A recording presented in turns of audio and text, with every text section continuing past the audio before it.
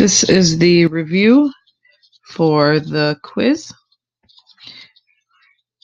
So it says a hummingbird's wings beat much faster than those of other birds. The table below gives the mass of a sample hummingbirds. So this should be your X and this should be your Y. So independent is the mass of the bird and dependent is the wing beats. You should now be able to make a scatter plot, and you need to make sure that you are labeling like we do now your axes. So mass should go down here and wing over here, wing beats. Okay. I'm gonna go by maybe by 0.2. Let's see, so 1, 2, 0.4, that'd be 2, 2.2. So I'm just labeling these. And I think that should be close enough. Okay. And my scale might be a little off, but you can always change that. And then I need to go from like, I'm going to maybe count by 5s here.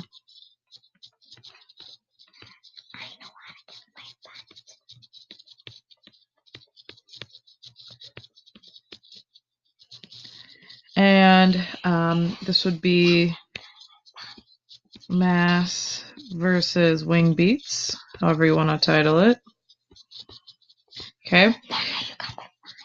And then go ahead and let's see, 2, 4, 6, 8, 3.1 and 60, 2.0 and 85,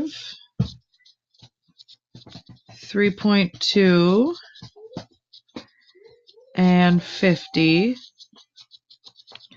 3.7 and 55, 1.9 and 90, and then 4.5. Oops, I didn't make mine quite. And 40. So my scale was probably a little off. I could have done a little bit better. So I've made my scatter plot and I've labeled my axis. It is a negative relationship because as the mass goes up, the wing beats per second go down. Estimate the correlation coefficient. To me, this seems like a pretty strong negative.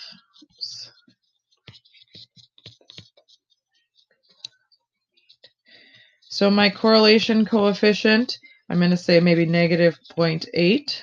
Okay, remember it's an estimate, so you're guessing. Draw the line, and then write the equation of the line. So I'm going to choose 2 points to write my equation with. So maybe I'll choose this one and this one. So I'm going to take my y2 minus my y1 over x2 minus x1. And so 45, guess that's not working. 45 minus 85 is negative 20 over 2, so my slope is negative 10. And then I could just do y minus 45 equals negative 10, x minus 4. So I wrote an equation of a line. Interpret the slope. So the slope, remember, interpret means for each 1, I think it was gram, right, in mass increase, wing beats go down 10. Okay, and you could write a better sentence than I do. I'm running out of space, of course. Find the 70 wing beats. So remember, wing beats is our y, so I'm going to plug that in for y.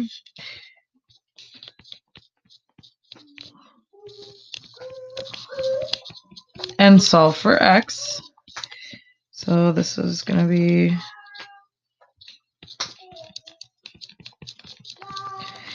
and divide, so I should get -3 equals x minus 4. And when I add, I get x equals 1. So a really heavy bird at 70, I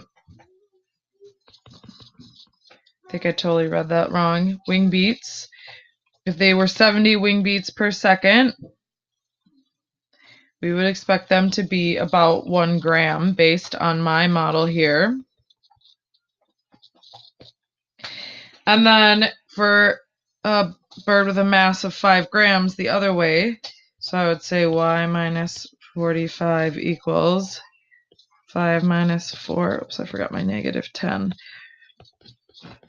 equals -10, because this will be 1, and add 45, so y would be 35, and that would be beats, our wing beats. Okay, so this one was all by hand. The next one we're going to use our calculator on.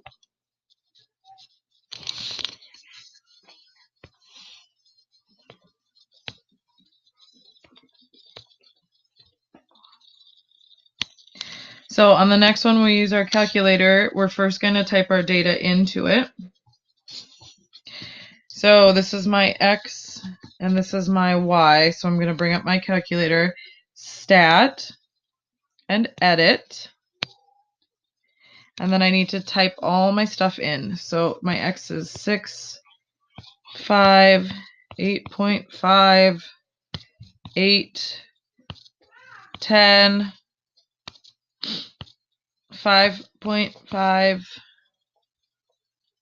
7, 7.5, and 8.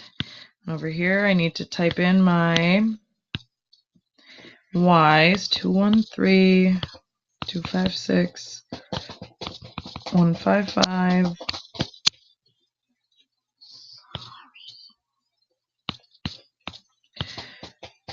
267, 258, 210, and 235. Okay, so you're going to plot this. Remember, second stat plot, you need to turn the plot on and make sure your L1 and L2 are in there, and then zoom 9. So here's my scatter plot.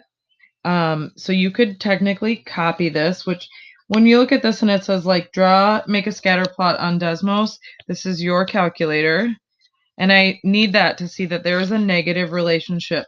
So that means my independent was price, my dependent was attendance.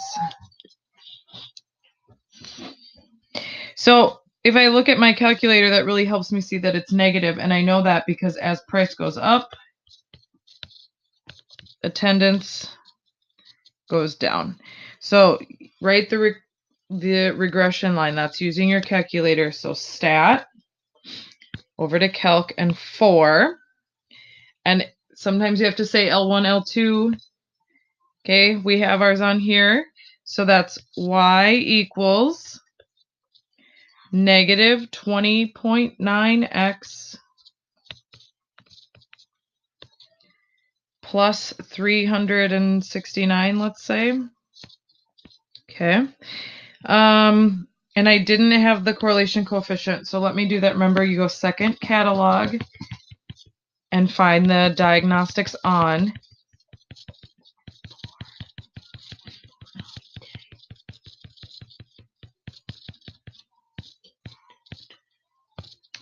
Okay, and then we should be able to see our correlation coefficient too. There we go, the 0.80.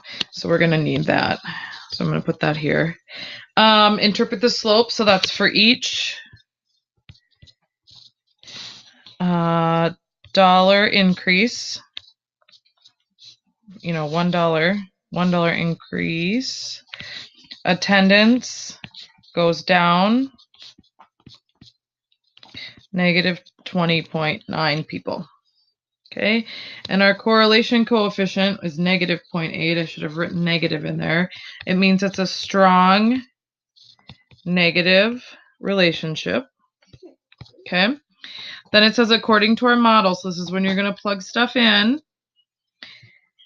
What's the attendance if ticket prices are 15? So that's x equals 15. I'm going to plug it here. Y equals negative 20.9 times 15 plus 369. So let's see.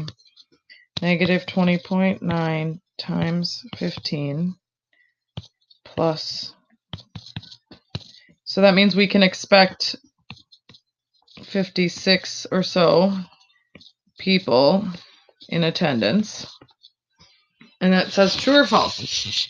Okay, so now we're kind of done with that one. True or false? A strong correlation coefficient proves the cause-effect relationship between independent and dependent variables. No. And if you have Mrs. Vote for a teacher, for example, we talked about how a year cannot cause things. And there's lots of times when we're looking at something, remember, and our X is year and our Y is maybe money. We've talked about how, a year can't cause money to go up or down or have you earn more money. So draw an example of a scatter plot. So give about 10 points. So negative 0.9 is going to mean negative. So it's going to go downward like this. And 0.9 is really close to 1. So all of my data points are going to be really close to a line if I drew one. Okay. 0.2 is very weak. And it's a weak positive. So I would maybe say something like this where it's mostly positive, but very loosely scattered. And then R equals 0.7 is like a medium strong. Okay, and it should be positive. So slightly better than the 0.2. The 0.2 is really, really weak. But you could see here if I could probably draw a line. Okay, there's your study guide.